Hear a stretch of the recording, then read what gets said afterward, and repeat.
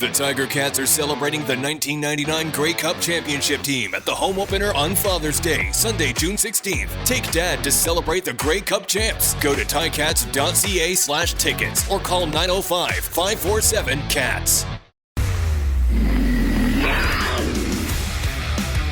From the Ticats Audio Network, this is Ticats Today with Steve Milton. It's Saturday, June 8th. This is Ticats Today, and I'm Steve Milton. Well, if you're like me, you probably had mixed feelings about last night's game in Calgary. I suspect that the hardest core cynics have a sense of deja vu all over again, even though this was just one game, and the team is loaded with new players. And at the other end of the spectrum, there are those who will concentrate mostly on the good things, which emerged from Friday night. Like most games decided by one score or closer, it could have, and I don't mean by that should have, gone the other way. But it went the way it did, which was Stampeders 32, Tiger Cats 24. It was a bittersweet and periodically emotional return for Bo Levi Mitchell to the stadium where he constructed his drawbridge across the moat which surrounds the Canadian Football Hall of Fame. In a sport where 3 hours sets perceptions for a whole week, there are a lot of things to unpack about the Ticats' 18th loss in their last 19 visits to McMahon Stadium. But for now, we'll shave them down to a small handful on a big Ticats Today. We'll talk about the Ticats' sluggish start to the game, not necessarily the season, although that idea will get a look-see too. We'll talk about Mitchell's on and off the field experiences, and we'll unfortunately have to talk about some of the Ticat pimples we all couldn't help but notice in all three phases of the game. Ticat Nation, of course, hopes those pimples won't develop into football acne. Let's start with, and spend lots of time with, Bo Levi Mitchell. He was all business all week, although he was surrounded by familiar faces at McMahon and even at the club's downtown hotel. He didn't avoid the elephant in the room and did high-five and even hug everybody reaching through or over the fence just outside the doorway, which leads into and out of the visitors' dressing room as the team comes onto the field for Friday night's pregame warm-up and as they exited from that warm-up. And he did sneak a very brief peek at the video highlights the Stampeders assembled on the stadium scoreboard to honor his long tenure as a champ stamp. I did. I just gave it the, little small kind of two-finger wave there. That was really cool of him to do that. That's awesome. I was just trying to stay locked into the game. Some of the boys in the huddle were watching it, but, yeah, we were pretty locked in. Now, a couple of things to remember here.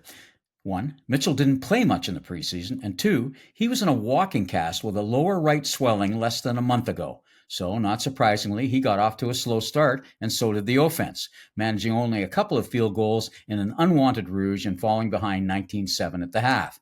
He overthrew some receivers and had some communication issues, but he looked good physically, and he was running, really running, for first downs and to escape the strong Calgary front seven pressure. We didn't see anything like that last year. His throwing arm motion and his footwork were strong, and he was fit. On one of those first half runs, he didn't slide enough and took a hit to the head, missing some plays while he was in the concussion protocol tent, and that sent chills through the whole team. But he returned.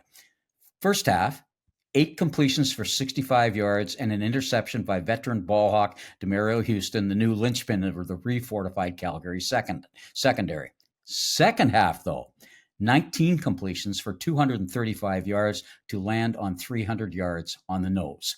And 1 touchdown pass late in the game to Keandre Smith to give the Ticats a chance at a miracle comeback if they could execute a successful onside kick, which they could not. Here's Mitchell on the second half turnaround. Slow to start, right? I didn't feel super accurate in the beginning, and then the hit kind of locked me in, kind of got me ready to go in that second half. And I think there was good plays. There was some timing things that we got to clean up, but there are things that they're easy to fix, and we can go out there and fix them if we work at it.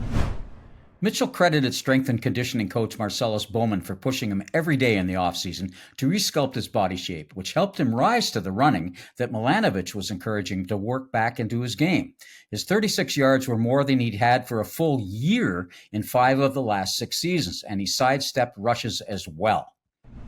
Yeah, I think that's kind of who I was in the past. So I was able to get out and move and escape the pocket. I'm not necessarily a runner at all, but I've always liked my ability to make guys miss in the pocket. O-line did a great job, and I was able to get out on some of those, and just wish I could have found some more check downs on it too, because I think JB was open a couple different times. But yeah, felt good moving, but obviously still needed to do something more. His head coach was buoyed by what he saw from his number one quarterback. It was encouraging. It was encouraging. Probably the most encouraging thing was what he did with his legs and getting out of the pocket. We talked about that a lot, during preseason, and he kept some plays alive. He ran for a couple first downs. He scrambled and made plays throwing the ball, so there was a lot to build on for sure. While Bridges, Stephen Dunbar Jr., and Brendan O'Leary-Orange caught numerous passes, Mitchell and White seemed to struggle a bit to find the right communication. Although White is so good, he still caught 6 passes. And the receiving corps dropped several catchable balls, including certain touchdown throws to Bridges and White. Who knows what happens if one or both of those connected? But if ifs and ands were pots and pans, there'd be no need for a tinker's hands. Here's Mitchell's version of that old British idiom. No, I mean, dude, I missed, off the top of my head, I can think of 5 easy passes that should be completed, right? So, no, I'm not going to call a guy for a drop. It's something that, the sun's in their eyes on some of them. Some of them are just focused, right? So now we see that on film, we learn from it, and we get better from it. The Ticats have now lost the opening game of the season for the 21st time since the 1999 Grey Cup victory, and they'll need to win next Sunday's home opener against Saskatchewan in order to reach 500 in the early going. It's way too early to think about overall soft starts, but not to think about last night's. The Stampeder offense, led by Jake Mayer, Mitchell's friend and his replacement, ran a lot of play action and counters, and then easy passes into the open space to score points on all of their first 5 possessions. But to the credit of the Hamilton defense, they held Calgary to field goals on 4 of those. And before the offense could even make its first snap of the new season, they were called for too many men on the field. That added up to a dominant Calgary first half. Milanovic on all of that. Yeah, they did a good job at keeping out of the end zone. Offensively, we started with a penalty on the first play. I'll take responsibility for that. But it's just a bad way to start a game. It's a bad way to start a game in first and long. So we settled down a little bit. I thought both settled down and played well kind of after probably the interception, which was, we were hot on that. They brought one more than we can handle. But, just wasn't clean first game. Too many mistakes probably early in the game, got ourselves behind the 8 ball and had to play catch up in the second half is what it felt like. Mayer and his coach Dave Dickinson didn't let up all game, answering every Ticat response pretty well with another surge of their own. And the Ticat defense, already down weak side corner Jamal Peters, lost perennial all-star Richard Leonard to an unspecified injury in the second quarter. So Mayer probed that secondary mercilessly. It wasn't a great night for special teams either, as rookie Stamps returner Eric Brooks ran wild, including an 85-yarder through a narrow lane of missed tackles on the only one of 4 Mark Leggio field goal attempts that he missed. And he had several other solid returns as well. There was the coffin corner punt, which bounced for an unwanted single instead of greater field position, and the Cats couldn't spring their own return star, Lawrence Woods, who had an exhausting night with a lot of returns and then full-time duty at corner after Leonard went down. But there were also plenty of positives, including Mitchell's work, the receiving core in the second half, limited turnovers, some solid tackles from Stavros Kastantonis, Dexter Lawson Jr., and Nick Usher, a sack by Casey Sales, abetted by Dwayne Hendricks, versatile running back Antalitra picking up where he left off in the second exhibition game, jumping under center to score a touchdown on short yardage, and most pointedly, running back James Butler, who hadn't been in uniform all spring and was a game day decision in this one. He rushed for 113 yards as Milanovic kept his 6-month-long vow to commit to the run, and Butler added another dozen on a pass reception.